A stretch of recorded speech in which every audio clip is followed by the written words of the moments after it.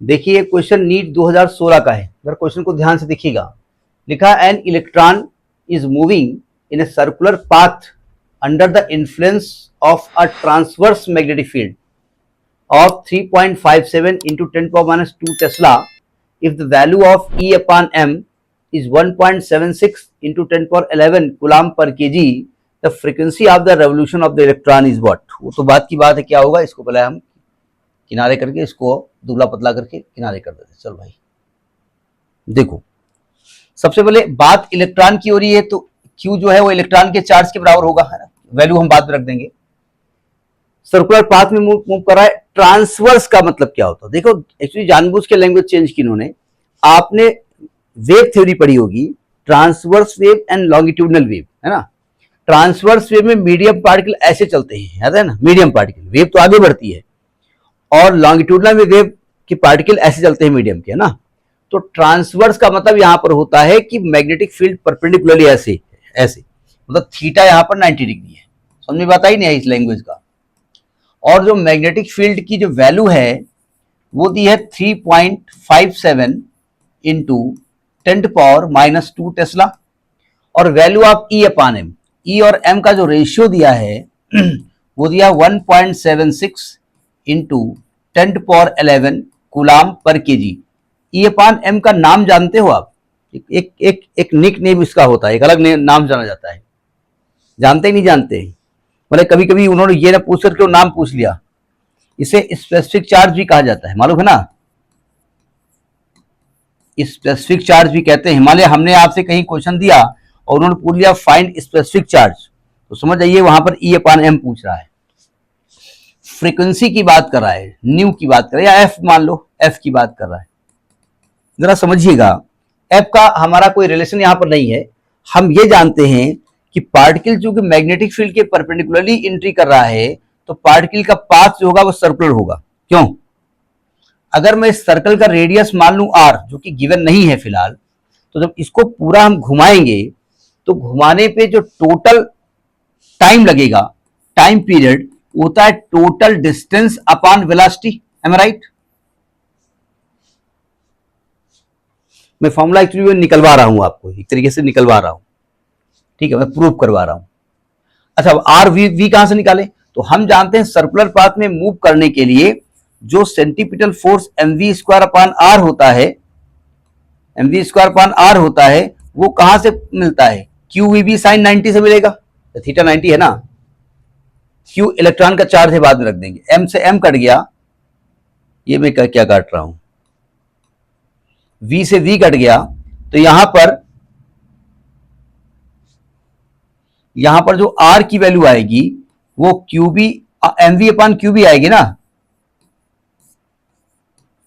भाई। r को इधर ले जाओ, QB इधर ले जाओगे, r को उठा के यहां रख दो, ठीक है। तो टाइम पीरियड का जो फॉर्मूला आ जाएगा, टाइम पीरियड का फॉर्मूला जो आ जाएगा 2 पाई अपान v इंटू mv अपान QB।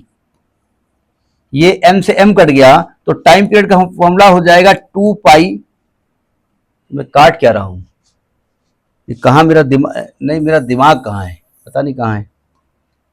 r की वैल्यू है 2 पाई बाई v,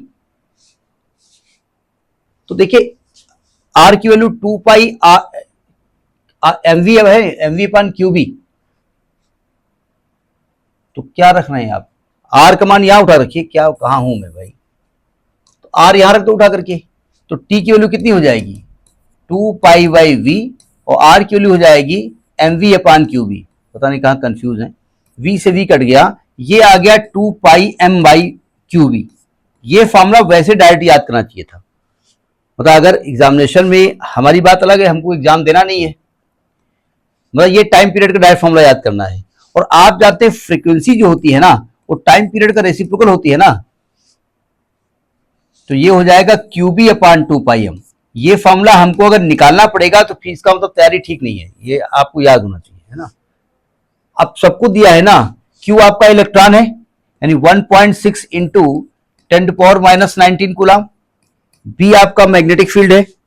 अच्छा एक मिनट, इन्होंने मैग्नेटिक फील्ड नहीं दिया गया है, डायरेक्ट E अपान M दिया गया है, मतलब यहां पर इलेक्ट्रॉन का चार्ज से मतलब नहीं है, यहां पर E अपान M इंटू बी अपान 2 पाई। इन्होंने डायरेक्ट ई अपान एम की वैल्यू दे दी है ना, स्पेसिफिक चार्ज ई अपान एम की वैल्यू दी है इन्होंने, कितनी है ये इसी में देख लेते हैं।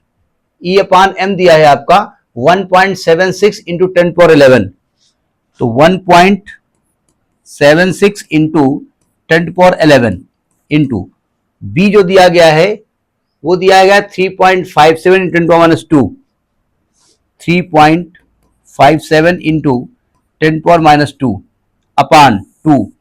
अब देखो पाई की वैल्यू रखना आपकी जिम्मेदारी है, आप जो चाहो वो रख लो। अब 22/7 रखें या 3.14 रखें, हमको साफ साफ दिख रहा है 22/7 रखने से 11 से ये नंबर कट जाएगा ना, 11 से कट रहा है, क्यों भाई? तो इसलिए हम 22/7 रखेंगे, है ना। 11 बन जाओ 11 66 आ रहा ना। अगर 11 से काटोगे, 11 तो नहीं 22, 11 एकम 11, 6 17 और 1.6 आ जाएगा ना, क्यों नहीं कटेगा? और 2 दूनी 4, 0.4 आ जाएगा। अब आराम से मल्टीप्लाई कर दो, 0.4 7 7 28, 2.8 इंटू 3.57 इंटू 10^11 और -2 तो 9 हो जाएगा। अब इसको आप कैलकुलेट कर लेंगे ना। इसकी वैल्यू आई है 10^9 हर्ट्ज, इसको कैलकुलेट किया है तो ये वैल्यू आई है 1 इंटू 10^9, ये लगभग 1 आया होगा, 1 इंटू 10^9 हर्ट्ज। अब 10^9 हर्ट्ज 1 गीगा हर्ट्ज होता है, इसलिए आपका 1 गीगा हर्ट्ज आ रहा है आंसर, गीगा हर्ट्ज। इसको जीजा हर्ट्ज ना पढ़िएगा, गीगा होता है, गीगाबाइट होता है ना, जीबी 1 GB वो गीगाबाइट होता है ना। तो ये अब देखो ये अब जैसे मान लिया आपने कैलकुलेट किया, ये मान लिया वैल्यू कितनी आई है, जरा कैलकुलेटर से करके देखो कितनी आ रही है। नहीं, अब आप कहेंगे हम केवल वैल्यू के लिए चाह रहे हैं calculator, you are not suppose to use in the examination. 2.8 multiplied by 3.57, देखिए वैल्यू आ रही है 9.999 करके आ रही है ना।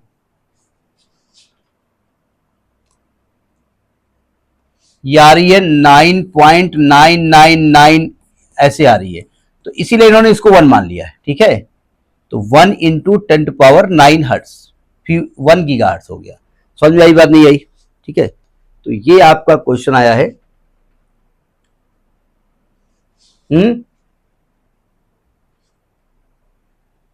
तो मैंने कैलकुलेशन गलत किया है ना, आपने ध्यान देखा नहीं। हम चूंकि मैथमेटिक्स टीचर है ना, इसलिए हम गलत करते हैं। ये 1.76 दिख रहा था, हमने 1.76 को जब 11 से डिवाइड किया था तो 0.16 आएगा ना, ये यहां गलत कर गए थे हम, ये डेसिमल गड़बड़ कर गए थे, हमने जानबूझ गलत किया था। आप ध्यान से देख रहे हो नहीं देख रहे हो, ठीक है। नहीं, कभी कभी हम जानबूझ करते हैं, तो 0.16 आएगा ये ना, और जब आप 4 से काटोगे तो 0.04 आएगा, ठीक है।